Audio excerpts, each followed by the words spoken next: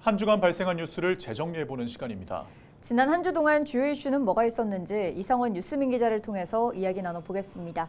화상으로 연결해봅니다. 안녕하십니까? 네, 뉴스민 이상원 기자입니다. 네, 우선 지난 한 주 동안 발생한 주요 이슈부터 종합해 주시죠. 네, 대구시가 위법 파괴 정보를 비공개한 이유로 언론사, 기자에게 손해배상을 해야 한다는 판결 내용 살펴보고요. 대구대 사회학과가 평가 처리되면서 재학생과 졸업생 등이 장례식 행사를 치렀다는 소식 전해드립니다. 이어서 대구시 내년 예산안을 살펴보고 대구 미조직 노동자들의 노조 가입 의사가 높은 걸로 파악됐다는 조사 결과도 짚어봅니다. 네, 법원이 정보를 비공개한 대구시에게 손해배상을 해야 한다는 판결을 내렸다고 하는데 어떤 내용입니까? 네, 대구 법원이 뉴스민이 대구시를 상대로 제기한 손해배상 청구 소송을 인용해 대구시가 뉴스민 기자에게 100만 원을 배상해야 한다고 판결했습니다. 뉴스민은 대구시가 반복적으로 공무원 골프대회 예산 지원 근거를 확인할 수 있는 문서를 비공개한 것은 위법한 행정 처분으로 손해를 끼치는 것이라는 취지로 지난 6월 손해배상 청구 소송을 제기했는데요. 대구지방법원 제4민사 소액 단독 재판부는 원고는 언론사에 소속된 기자로서 피고 대구시의 정보 공개 거부 처분으로 피고의 시정과 예산 운영 사항에 대한 정당한 알 권리와 참여권이 침해됐다며 피고로부터 이 사건 문서를 제출받아 보도를 함에 있어 시의성이 떨어지게 되는 손해를 입었다고 판결했습니다. 네, 대구대학교가 구조조정 일환으로 사회학과를 폐과하기로 하면서 학생들의 반대의 의미로 또 장례식을 치렀다고요.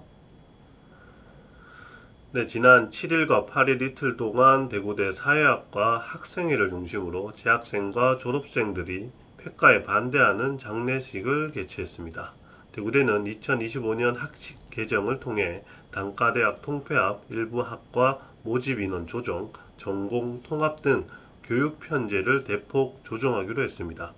개편안에 따라 당장 내년부터 인문대와 성산교양대학이 사라지고 인문대학 소속 학과는 다른 단과대학으로 통합될 예정입니다. 이에 반대하는 사회학과 학생회는 재학생과 졸업생을 대상으로 하는 기조강연, 재학생 학술 발표, 토크, 콘서트, 추모 행사 등으로 꾸며진 장례식을 열었습니다. 이들은 주요 기초학문인 사회학이 대구대에서 없어지는 것 같아 야속하고 밉다고 전했습니다. 네, 대구시가 내년도 예산안을 의회에 제출했죠. 어떤 예산들로 좀 채워져 있습니까? 네, 대구시가 내년도 예산안을 10조 9,247억 원 규모로 편성했습니다. 올해보다 3,375억 원, 3.2%포인트 증가한 수준입니다. 일반 회계는 8조 7,695억 원, 특별회계는 2조 1,552억 원입니다. 대구시는 공동주택 입주 물량 급감으로 지방세수가 3년 연속 감소할 것으로 예상되는 가운데 복지 예산 등 국고보조사업 증가로 재정 부담이 가중되고 있다고 밝혔습니다. 특히 대구시는 대구경북 통합준비, TK 신공항 건설 등 미래 50년 핵심 사업 기반 구축에 224억 원을 투입하기로 했습니다. 홍준표 대구시장은 이번 예산안은 대구혁신 100+1 사업 추진과 약자, 서민복지에 중점을 뒀다고 설명했습니다. 네, 끝으로 대구 지역 근로자들의 노동환경 실태조사 결과 내용도 짚어주시죠. 네, 민주노총이 전국 노동자 밀집 지역에서 실시한 설문조사에서 대구의 노동조합 미가입 노동자 중 약 70%가 노조가입 의사가 있다고 답했습니다.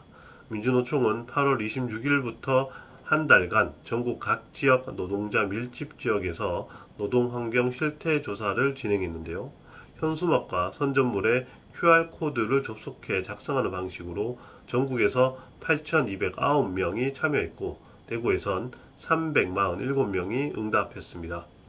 노동조건 관련 물음에 관한 대구 노동자의 응답을 보면 대부분 전국 최하위 수준을 기록했는데요.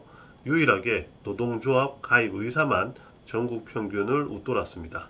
민주노총 대구본부는 이를 열악한 노동조건 때문이라고 분석했습니다.